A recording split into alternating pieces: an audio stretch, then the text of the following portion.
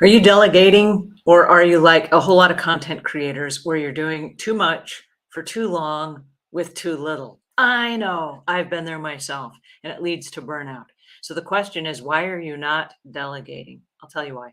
A lot of content creators don't delegate because they don't have the resources, or they get trapped in the thought that nobody can do this task as well as I can. And so I'll just do it myself. But if we're going to build a business and we're going to grow our business and we're going to earn and make a lot of money and we're going to scale our business, we cannot do everything by ourselves all the time. Okay. It's impossible to do. I tried, I know, I made all the mistakes myself. And the reality is you cannot do it yourself. Okay. Nor would you want to, nor should you. You're not good at everything. And so doing everything yourself is not the solution. It leads to burnout. Okay. So a couple of things. How do you delegate? I know for me, delegating was a trial and error process. And in order for me to learn how to delegate, what I had to be very crystal clear on are what are the tasks I want to delegate. And so I stop myself every 15 minutes, literally throughout the day, and I say, what am I doing right now? And then I ask myself, am I the best person that should be doing this task right now? And if the answer is no, why am I doing it right now? And if I'm doing it right now, am I going to be doing it again? And if I'm going to be doing it again, let me pay really careful attention right now in this moment to how I'm doing this task. For this reason, I want to document it and then I want to outsource it. Okay. So if you're new to outsourcing and you don't have the resources and you're like, I'm starting my business, I'm trying to grow my business, I don't have any money, I want you to start small. I want you to start delegating tasks to people inside your family. Our family oftentimes will work for us for free. So do you have kids? Do you have siblings? Do you have a spouse? Do you have parents? Who loves you and who knows you and knows you're trying to grow a business that can help you with some tasks? That's the first question. And then the second thing is, what tasks are they capable of helping you with? Do you have children and they're small, but they can do little things? What can they do? Can they take out the trash? Can they clean up the bathrooms? Can they wash the dishes or empty the dishwasher? What can your family do that will take tasks off your plate so you can have a better work life balance and focus on the things that really matter? That's the question. All right. So, how do we know what to outsource? That becomes the next question. So, let's say that there are things that must be done in the course of a day that don't particularly have to do with your business. Let's make a list of those first. Let's outsource the easy stuff: rotating the laundry, washing the dishes, cleaning the toilets, mopping the floors, taking the trash out. Those are little things that family members can help us with. Then let's expand it a little bit. How about grocery shopping? How about picking up the mail from the post office or taking letters to the post office or returning your items to from Amazon that you had to return? Let's have someone else do those tasks. Then let's think about some of the other tasks like fixing meals. Let's have those tasks outsourced to other people. Okay. So, how are you going to know what to outsource? What I want us to do is sit down and make a list of all the stuff that happens during the course of a day. And here's a hint: you can follow yourself through a whole day and just go, oh, this is what I'm doing now. I'm cleaning up this, or I'm cleaning up that, or I'm working on this project. Make a list of those projects and make a list of the business projects as well. What are you doing? Are you making social media posts? Are you making book covers for a book that you're publishing? Are you creating pages on a website? Are they forms for a website? Let's go even more granular. Is it with a particular plugin? Are you using Fluent Forms, or are you putting together a contact database over in Fluent CRM? Like, what are the plugins that you're using? And is there someone somewhere who specializes in that one plugin, that instead of you spending 5 or 6 or 8 hours learning how to make it work, you are to contact the one person that's an expert in that plugin and have them help you really quickly set up a couple of forms that you need for your business. That once you set them up, they're set up for life and you don't have to keep resetting them up again. Okay. So as we make that list, what does that list look like? So I have a running list of all the different tasks I want to outsource. Maybe I haven't outsourced yet for one reason or another. Then the second thing is, what on that list can I outsource today? And so if you're new to outsourcing and you don't have a lot of money, I want you to start small. After you've asked your family members, and we're going to go a little bit outside our range, you can go to fiverr.com. That's fiverr.com. I'll leave links in the notes below. You can go to Fiverr and there are a whole bunch of specialists that specialize in one or two things. Now, as I started to grow my business, I didn't have a lot of money. In the beginning, it was just me. But as I started to grow my business, I would say I would like to have my YouTube videos transcribed, for example. And this is back in the olden days before AI, where the programs would automatically transcribe your videos, right? You had to pay somebody to type the words that you spoke so that you would have closed captioning for all the different languages that might read your video. So in those days, I paid a service that did nothing but transcriptions. And so I would send them the link to the video and they would type it out and then they would send the transcription back. And I only paid them for that one little task. So every day it might be $8 or it might be $10. And that's what I paid to have each video transcribed. Right. So there were little tiny tasks. Then I said, hey, I'm not very good at designing thumbnails. What if I paid someone on Fiverr to only design the thumbnails for my YouTube videos? Right. So I only paid somebody for that little task. So you don't have to hire a whole employee and you don't have to go through the workers' comp and the insurance and the taxes and all that stuff. You just hire someone for a small task. And that way it becomes more affordable. And if you don't have work for them on a particular day, then you don't hire them for that task. You only hire them when you have projects, right? You're hiring them on an independent contractor basis. So how do you do that? Because a lot of people don't even know how to do that. Okay, so what I do is I make a list. Okay, in a perfect world, here's the perfect world scenario. I would have, and we'll use thumbnails for YouTube because that makes sense and most people know what that is. But I would say in a perfect world, I would have an eye-catching thumbnail for a YouTube video that would highlight, and I make a couple of directives. Like it might have a picture of a face on it that's showing a happy emotion. And there might be words that are in block quote so that they're easy to read when shrinked down on the size of a smartphone. So I might give a little bit of directions like that. I might also say something like, my company brand has these three primary colors that would be important for me to use. And the programs I might use for this particular task would be PicMonkey or Photoshop or Canva or something like that. And I might make a list of 2 or 3 different types of softwares that would be possible to create what I'm looking for, so that I know now what I'm looking for on Fiverr, someone that specializes in Canva or PicMonkey or Photoshop, right? If I know what the job entails, I know who I'm looking for. And I might even look for something more granular, somebody that specializes in creating YouTube thumbnails, right? The more clear I am about my directives, the easier it is for me to be able to find a specialist that's going to be able to help me with that particular task. Right. The next thing is I like, and I do this for myself, I like to rate my projects on a scale of 1 to 10, 10 being super important and I need this done today. The other side of that is if it's a 3 or a 4 and not so urgent, I don't need it today. I can hire somebody that has a week long before they are able to finish a project. But if I need it done today, I might have to pay a little bit more money for that because I'm asking someone to clear their schedule to help me with my project.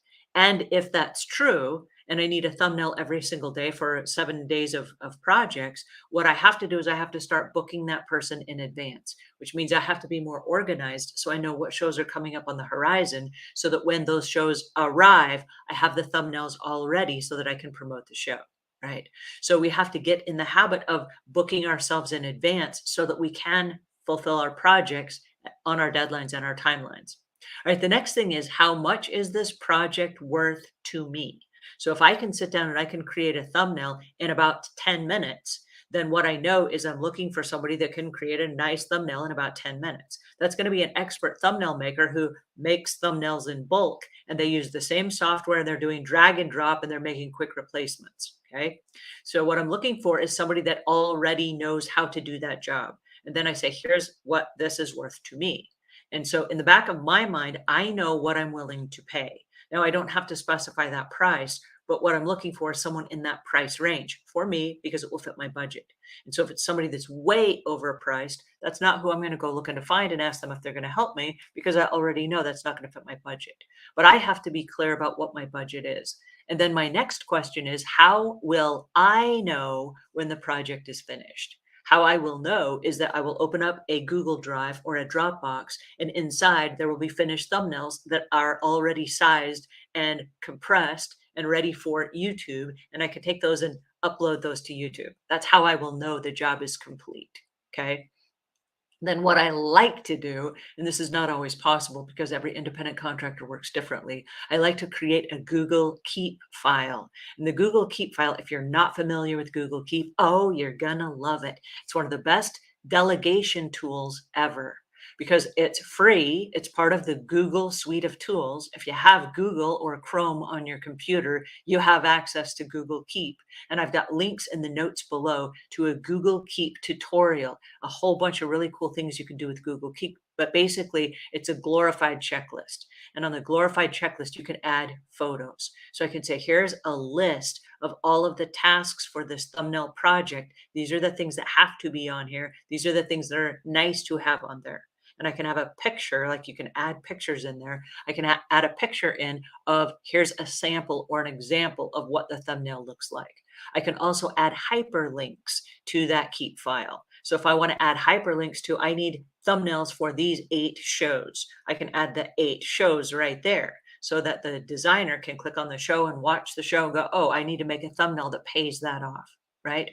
And then the next thing is I can add the designer to that Keep file simply by adding their email to the bottom of the Keep file. So anybody that I add to the bottom of the Keep file with their email address, they have access to that Keep file. So let's say there are 6 people on my team that are inside the production phase, and I add all 6 of them. Anywhere along the way, any of those 6 people can look at the Keep file and can say, oh, look, the thumbnail is not created yet, or the thumbnail is created. Look, it's been added to the top of this Keep file.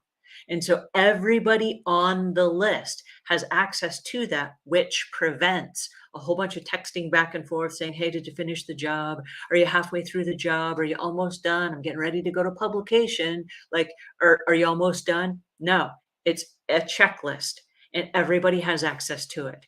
And so when the person that's creating the thumbnail checks it off on the list, it goes to the bottom of the file. And then what happens is the next person on the list is bumped up to the top. Now they're the next person on the list. So everybody anywhere on that list can jump in and either work on their tasks and check them off as they go, and we know their tasks are complete, or they can wait until it becomes their turn simply by looking at the Keep file. So I love the process. So are you delegating? And if you're not, why not? So in order to grow your business and reduce the stress and pressure of doing too much for too long with too little, this is a chance to start thinking differently about the way you run your business by delegating the tasks that are important to your business, but they're not important to you. Okay, they are not, that is not the best use of your time. So that's what I want to focus on for today. All right, now I want you to leave your notes in the comments below, and I want you to tell me what you're going to delegate, because everybody has 1 or 2 projects that are going to pop to the front of their mind going, wait a second, I have to delegate this. I want to know, what is it that you're delegating in your business? All right, here are my updates for this week. As you know, I'm Angela Brown. I'm a recovering burnout business owner, and this is my recovery journey. So I'm recovering from burnout, and here's what I'm working on. My sleep. I got 4 hours and 18 minutes of sleep last night. Now I started out with 3 to 3.5 hours of sleep. So this is actually a full hour more than I typically get, but it's less than I need. And so I'm painfully aware that I'm staying up too late, and this has been a weird wackadoodle week. And I know that my sleep is taking a hit, but I got an hour more than I typically do, and I got 30 minutes more than I did the night before. So I'm doing okay, and I'm hoping this afternoon after my show that I'm going to be able to take a little nap. So that's my goal for today. All right, the next thing that I want to focus on is the hydration. I've been really keen to make sure that I drink a whole lot of water every day. I'm drinking about maybe, I don't know, 112 ounces a day. It's 7 of these little containers, and I keep filling them up. I've got a hot, cold water unit in my office, and it inspires me every time I get up and I walk out of the room. I'm like, "Oh, look, more water." So I've been drinking a lot of water, and I'm doing very well with it. All right, so the next thing is the intermittent fasting. So intermittent fasting is becoming my new norm. And I'm really, really loving the results. So at the same time, every day, which is about a 24-hour fast, which is what I'm doing right now, my body kind of like checks in and is like, hey, isn't there some food coming up? And I'm like, oh, yes, it's time for me to eat again. But I haven't really been hungry in between, which is super cool because I always was able to go 3 or 4 hours, and then I just get this ravishing hunger, like, "Where's the food?" And if I didn't have food, then, like, my blood sugar levels would dip. And since I've been doing the intermittent fasting, I can go a full 24 hours, and my body's just fine. I'm not hungry, I've got plenty of energy, I don't feel starved, none of those things. And then at about 24 hours, my body's like, "Hey, feed me now." And I'm like, "Okay." So I've been eating some healthy foods. We'll talk about nourishment for a second, but I've been eating 2 eggs and just for protein, and I've been eating some salmon, lightly cooked salmon. I know that I added a couple of bananas in my diet or my eating so that I would prevent, like, leg cramps because in the night I was getting these weird Charlie horses in my legs. And so that the bananas have helped. I think I was just lacking some potassium. What's really cool about the nutrition is I cut out all preservatives. And in the process of reintroducing things back into my diet, my body is sending signals, like with the Charlie horses. Hey, we're missing something here. And I go, huh, what is going on there? And I do a little bit of internet research and I say, oh, I need more bananas. I got bananas in the kitchen. Let me go eat a couple of bananas, right? So by adding a couple of things back in, I'm giving my body what it needs. And I was eating salads for a couple of days and no protein. And my body's like, hey, what about that protein? And I really started to crave some protein. I was thinking in my head about some fish. And then I was like, I think I need some more protein, right? So introducing things one back into my diet or my eating, I've noticed that my body is starting to respond like, oh, that's exactly what I needed. So I'm really happy about the results just with the nutritional end of my new program. My workouts are getting really good. Okay, so I started swimming laps again, and the laps have been really kind of wackadoodle. My stroke has been off, my breathing has been off. I have been really careful, like I was fasting, but working out really hard. So I wanted to not drown in the pool. And I was trying to do the breaststroke, but recovering from knee surgery, my leg didn't really go in the direction that you kick for the breaststroke. So I've been doing some leg workout, and I feel like my leg is pretty much healed. I mean, I'm feeling really good. So the last couple days, I've been doing stroke work, which is really focusing on my kick and my stroke and my breathing and where is my head. And like on the breaststroke, is my head coming up enough out of the water? Where are my shoulders? Are my shoulders coming out of the water? Am I streamlining enough underneath the water before I take my first breath? And so there are a lot of little techniques that I'm paying attention to now. And it's interesting because I remember even gliding this morning through the water. And my focus was I'm gliding. I'm not splashing. I'm gliding and I'm going really fast and really strong and I'm feeling really powerful. So I know I'm only a couple of weeks in. Today is day 18, but I'm feeling really strong. So I'm coming back and I'm coming back with full force. So I'm really happy about that. My moods have picked up. I think that biorhythmically we go up and down. We have up and down days, and I'm going to give myself grace to say that even though I had a little bit of less sleep, and even though my husband just lost his father, our family has been kind of sad and sorrowful the last few days, and that hasn't been me at my best. But my moods are healthy, and I think that's the key. I might not be at my A game, but my moods are healthy. I'm not in a slump. I'm not depressed. I'm not discouraged. None of those things. I might be a little bit methodical or thoughtful, but I'm not feeling lousy and mean and hateful and all those things. So there's a process of rebooting, and my body and my mind are rebooting in a really healthy sort of way.